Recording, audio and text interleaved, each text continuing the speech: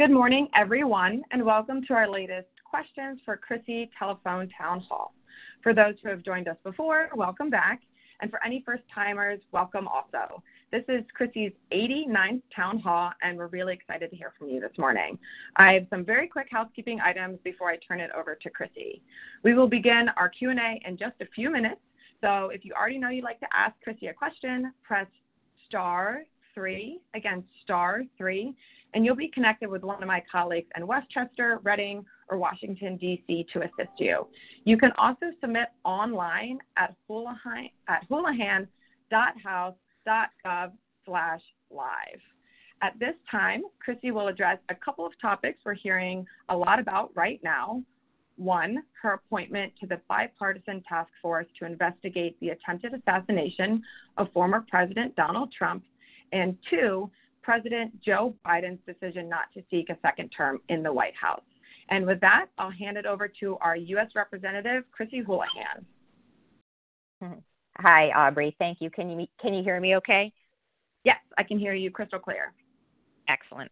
And good morning again to everyone. I really want to sincerely thank you all for taking the time and joining this telephone town hall.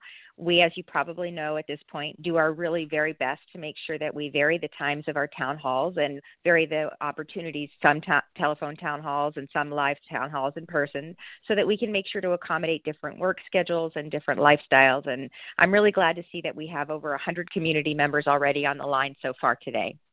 So I want to dedicate as much time as possible to answer your questions, but I will quickly address the two topics that Aubrey just mentioned. The first being President Biden's decision not to seek another term in the White House, and the second being my appointment to the task force that will investigate the attempted assassination on former President Donald Trump. So first, I want to revisit the topic that we covered in last month's town hall, which is the distinction that we have to make between official and unofficial events here in this office.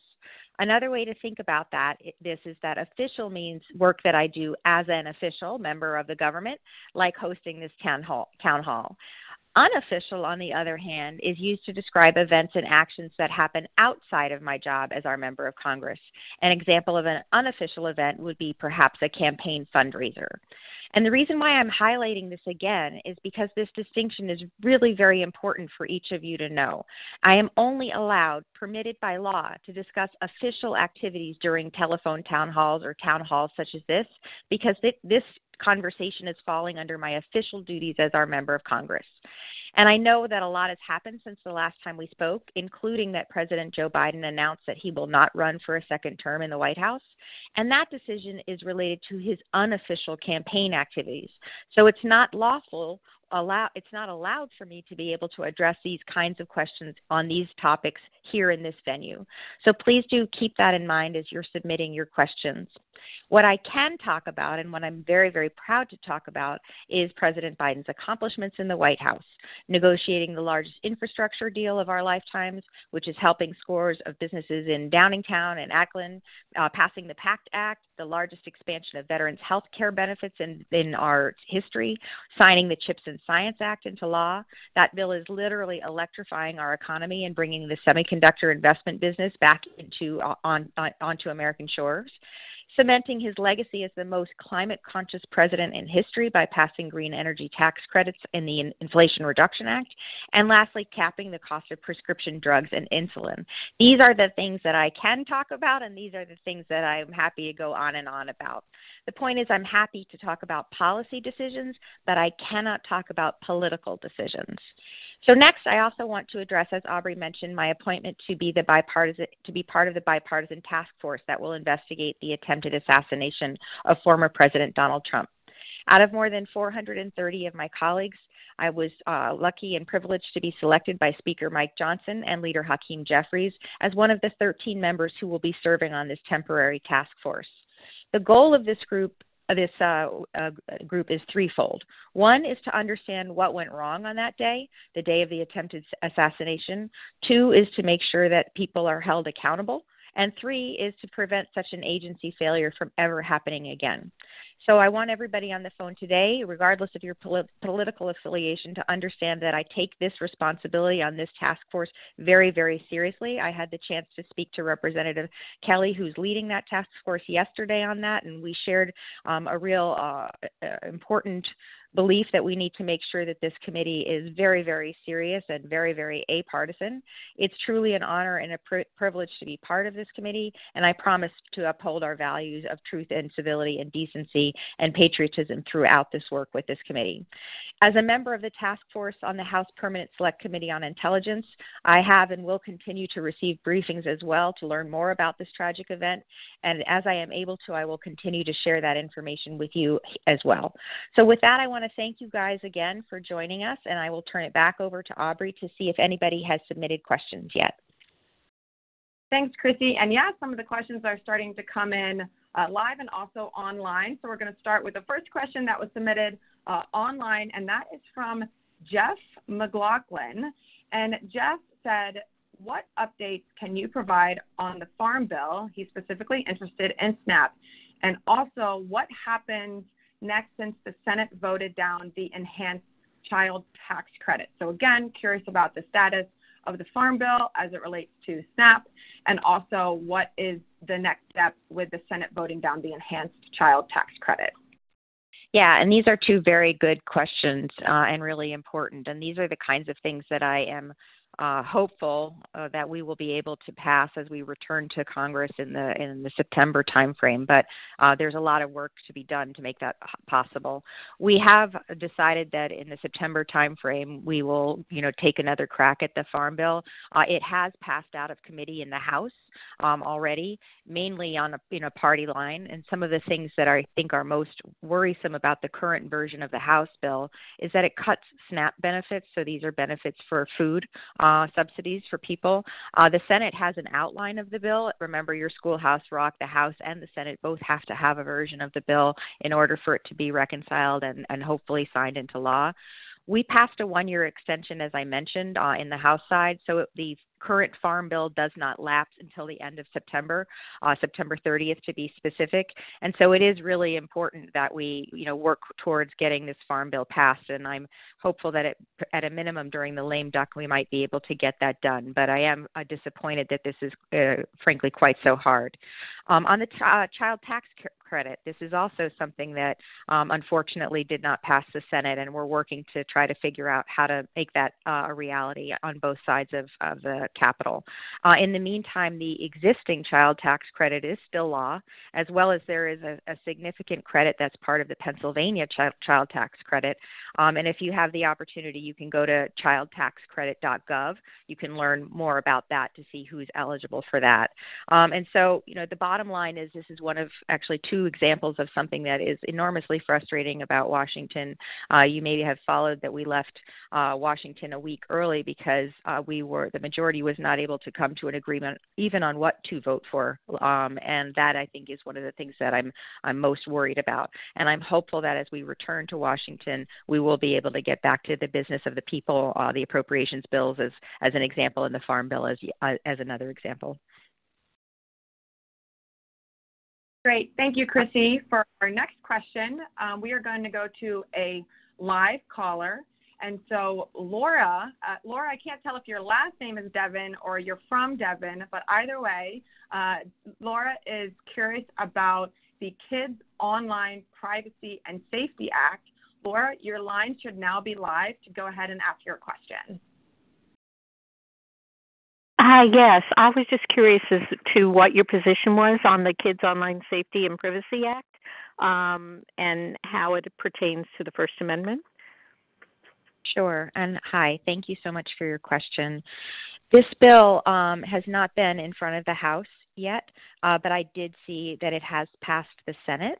For those who are not aware of this bill, this is a law that would restrict tech companies' access to minors' personal data and give guardians more ways to supervise their kids online.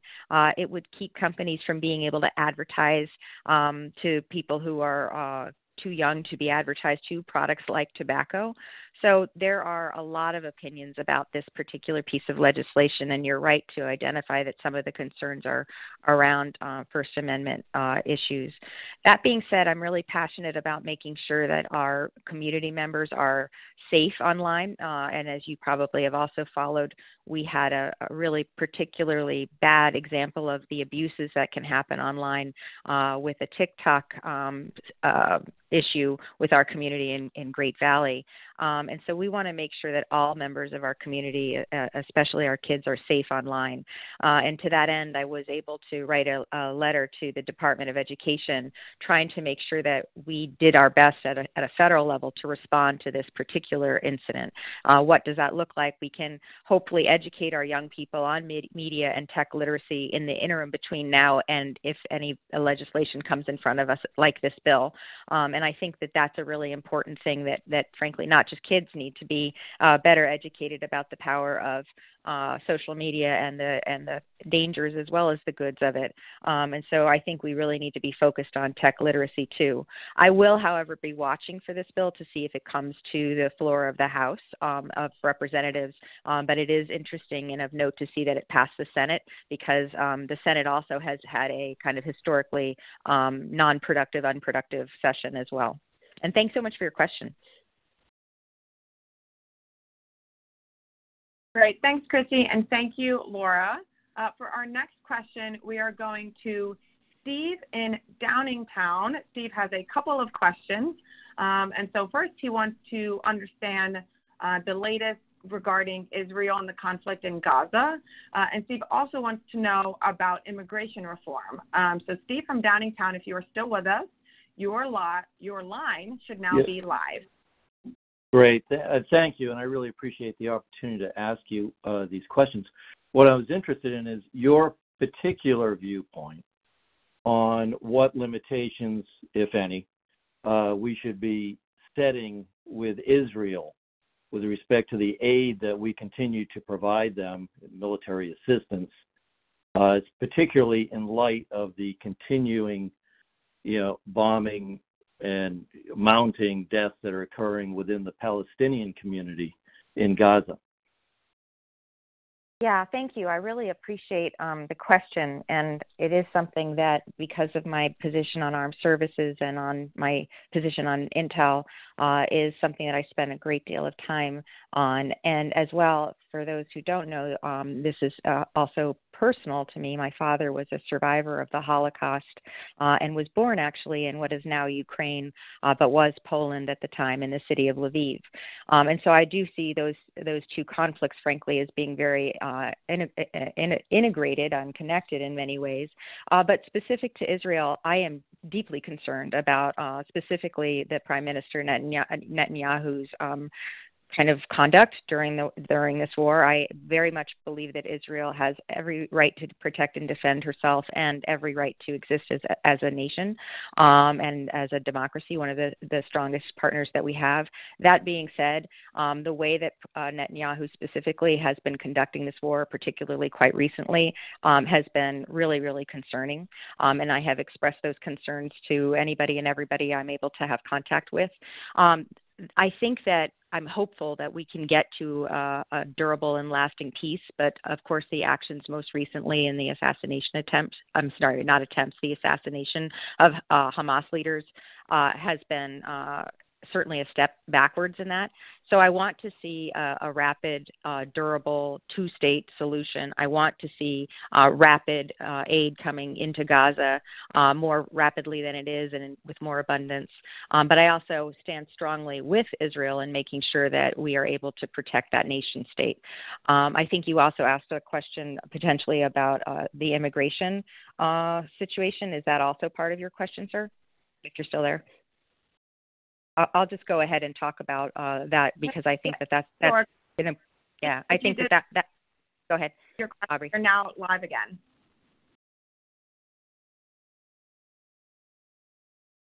So I think what I'll go ahead and do is just answer this question because this is also something that I think is really important, and I recognize, as do most of us, that our our immigration system is broken, that our border, particularly our southern border situation, needs some significant attention. And increasingly, I believe that you'll start hearing that our northern border does too.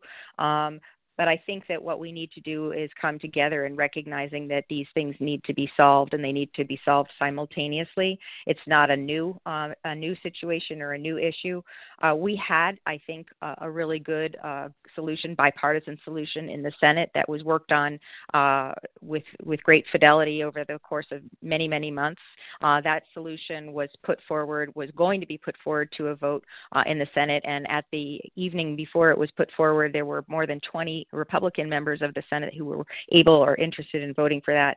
For many who follow the news, you know that the bill was killed, unfortunately, before it was even voted on because it became a political issue, a campaign issue. And I'm really, really disappointed that piece of legislation didn't come forward. I believe if that piece of legislation came forward now to the floor of the House of Representatives, where I work, that more than 300 of us would vote for that, and that would be a very, very difficult solution, the hard negotiated solution to some of our immigration issues, protecting and shoring up our border, but also allowing for a legal pathway for people to be able to come to this country. And so I'm hopeful that it will have its day, and at some point we'll be able to vote for it. I also am very much in support of something that's called the Dignity Act, and I would encourage you to take a look at that as well, because that is also a bipartisan piece of legislation that was actually started in the House, on the House side of things, and it would be a very good starting point as well for us to try to address these issues. It would provide even more money for the CBP or the Border Patrol, and more money for border infrastructure than any of the other solutions that we're looking at. It would mandate that employers would verify their immigration status for the workers that they hire. It would provide a path to citizenship for Dreamers, which is largely very, very popular regardless of your party. And it would establish a path to permanent residency status for some eligible individuals without lawful immigration status who would meet certain requirements, like paying into a fund to provide training for U.S. workers, as an example. So these are some of the things that I look for in legislation that would reform our immigration system as well as our border system. And I really want to make sure that you guys hear also why I think that the solution on the House side, H.R. 2, is not a solution for this. First of all, it is a deeply, deeply partisan solution. It is not bipartisan in any way, shape, or form, and I look always for that kind of thoughtfulness on things. On the border security and the Dignity Act, in contrast to H.R. 2, the Republican-only proposal, both provide similar amounts of money for personnel and border infrastructure, but on the immigration reform part of H.R. 2, they couldn't be more different. As an example, instead of the bipartisan reforms that I just mentioned that the Dignity Act pursues, the H.R. 2 would remove the requirement. Again, I will emphasize, remove the requirement that the DHS transfer children into the custody of HHS within 72 hours, which I think is really, frankly, quite wicked. Under the bill, the Department of Homeland Security would also be able to maintain custody for minors for up to a month, which I also do not find to be sustainable or humane. It would also eliminate the requirement. It would eliminate the requirement for people to be able to. I'm sorry, I just lost my train of thought, so I will rewind myself. It will eliminate the requirement to make sure that people have their. I'm sorry, I'm struggling here. It would allow deportees to countries that have not necessarily agreed to take people without insurance, and it would limit potentially the federal partnerships that we already have with faith-based and other non-governmental charitable organizations. So that's actually a really important emphasis. When I had the chance to go to the border, I've been there now twice. Each time I was really struck by the importance of the nonprofits and particularly faith-based organizations that were at the border, and they were taking care of all of the people who are impacted by this. People who are at the border, who are coming into this nation in one way, shape, or form, and also the people who are on the border who are working to try to address this situation humanely. And in this H.R. 2, one of the things that I'm most worried about is that it eliminates the funding for these partnerships with faith-based faith-based and other non-governmental organizations. And that, to me, is where some of the most important work is being done. The most important work being done on the border is with these organizations. So those are the two largest issues that I have with H.R. 2. Great. Thanks, Chrissy. I've known a lot about these bills, and I feel like I always learn something more. So thank you for that thorough explanation. Next, we're going to go to an online question. And so this is from Mike. And Mike, I apologize if I'm pronouncing your last name incorrectly, Zurcher. And Mike is in Landenberg. And Mike asks, do you support any electoral reform efforts that would help make our politics less divisive, such as nonpartisan primaries, ranked choice voting, and multi-member congressional districts? So hi, Mike Zurcher. I went to college with a Mike Zurcher, but I would guess that you're not that person. I appreciate your question very much, and there is a lot that could be done to reform many of the ways that we elect people, and many of the things were addressed in something called the For the People Act, which I would encourage you guys to take a look at too. I voted for that piece of legislation twice, and unfortunately haven't had the opportunity to be able to vote on it this time. That legislation, as an example, would require states to establish independent redistricting commissions, which is kind of one of the things that is probably most broken about our current system, is that districting tends to be very partisan, and both sides do this. You know, it's not one side or the other that is guilty of kind of rigging these districts to be less competitive. And additionally, this bill would have set forth provisions that are related to election security, including making sure that we are able to share intelligence information with state election officials, which I think is really, really important. Supporting states in securing their election systems, which we all, I believe, value as being important to making sure that our democratic institutions are protected. The bill also addresses campaign finance, which is something that I believe really needs some reforming, by including expanding on the prohibition of campaign spending by foreign nationals as one example. And this is something that I think you may have recently seen. There's some conversation whether or not there was foreign influence in the first Trump election, which I think deserves, looking into. The bill also addresses the ethics of all three branches of government, including making sure that there is a code of conduct for the Supreme Court, as an example, for members, making sure that members of the House aren't able to serve on the board of for-profit entities, which I think is also an ethics problem. So these are some examples of bills that of the bill for the people that has a lot of smaller parts or amendments that I believe would be very useful. In terms of other reforms, I do believe that there are lots of good ideas out there. Some of the ideas, though, to be really honest, have very little likelihood of gaining traction, certainly in the current dynamics of how people are elected and who is in an elected office. And so I hope that we can take small steps. I am very much an advocate of taking bills like the For the People bill and breaking them down into much smaller pieces. I think we fail a lot of the times because we do things too big and they become too controversial. So I'd really like to see us break off a piece of this. As an example, the foreign money influence piece of this, I think, is something that I would hope that we would all be able to get behind. But in the meantime, I would encourage you also to look into the powers that each of our states has to have influence on this too, because many of these laws come from the state level as well.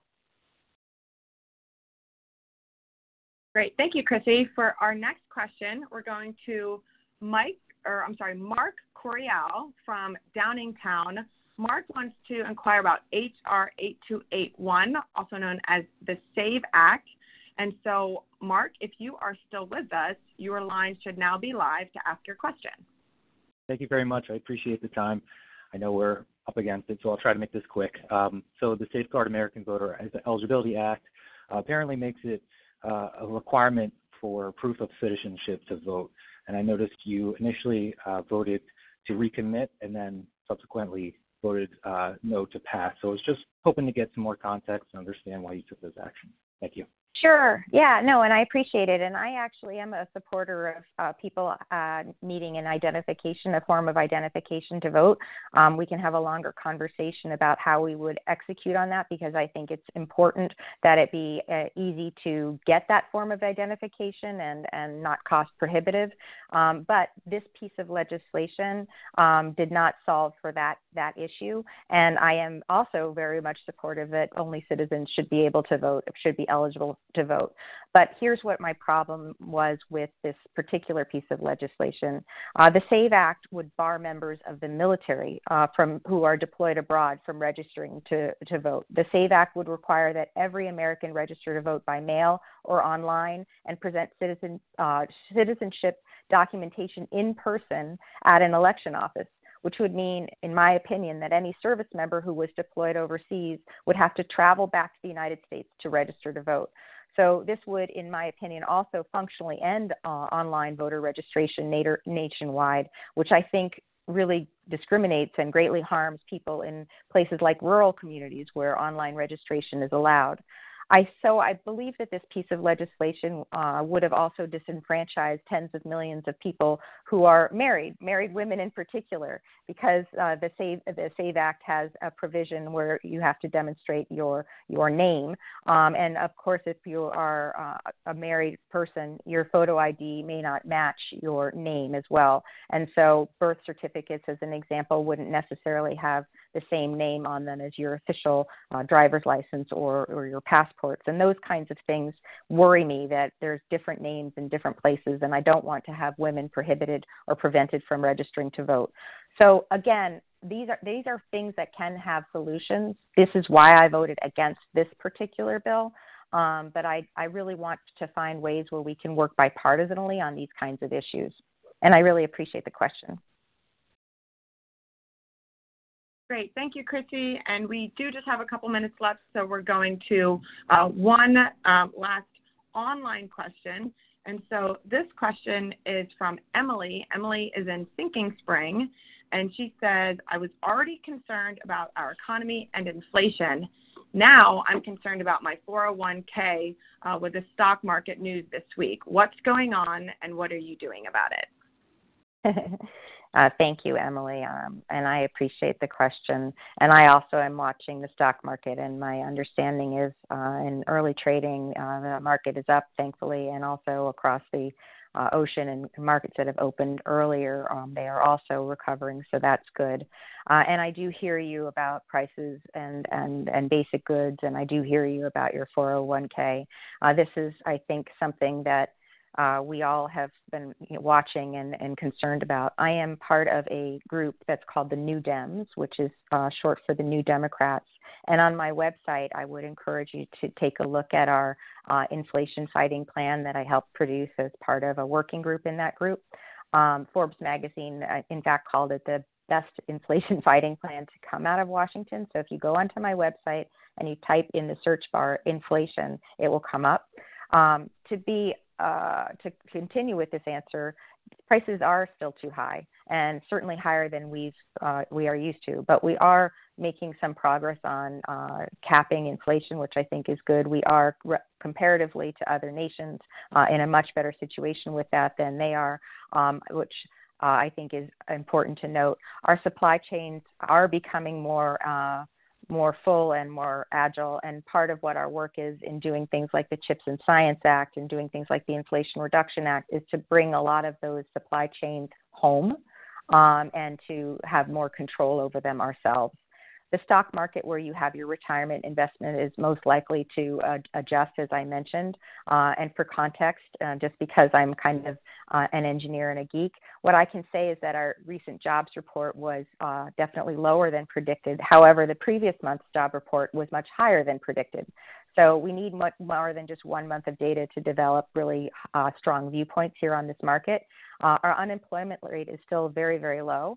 We've moved from a historic low of about 4% across the country to 4.3%, and in our community, it's actually significantly lower than that. But going back to your concern, not an economist, but I do think it's important to note that 2 years ago, in 2022, the stock market lost 1,000 points in just a day, and tech companies had a really bit of a rough day as well. The Dow Jones was just above 33,000, as I recall. And since that time, we've added millions and millions of jobs in the stock market. And while the stock market lost yesterday, it's about 5,000 points above where it was just 2 years ago. As another data point, the price of a gallon of gas is now $3.50, and 2 years ago it was about $5.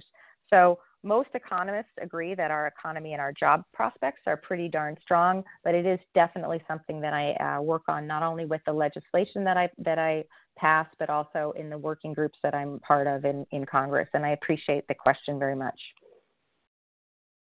Thanks, Chrissy. And with that, we are at time. We still were not able to get to some of those questions. And so for those of you who submitted questions with your first and last name and a way to contact you, we will be reaching out in the coming days. And Chrissy, I will hand it back over to you if you have any closing thoughts.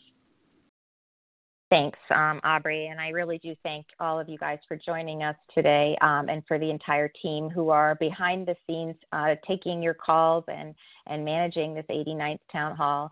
These are really a great way for me to hear from you guys in our community, which is why we try to make sure that we have a telephone town hall and an in-person town hall once every 3 weeks on average. This is obviously quite a difficult time for the country and for the world, and I appreciate your concern and your questions that were global as well.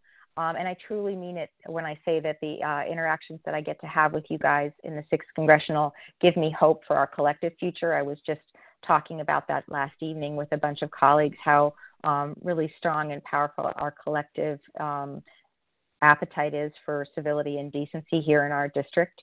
Serving as our community's representative is really an honor of my life, and I really hope to be able to see you out on the road. In fact, when I hang up this phone, I'm going to be heading out into the Reading area, so hopefully I'll see you up in that area if you're calling in from there.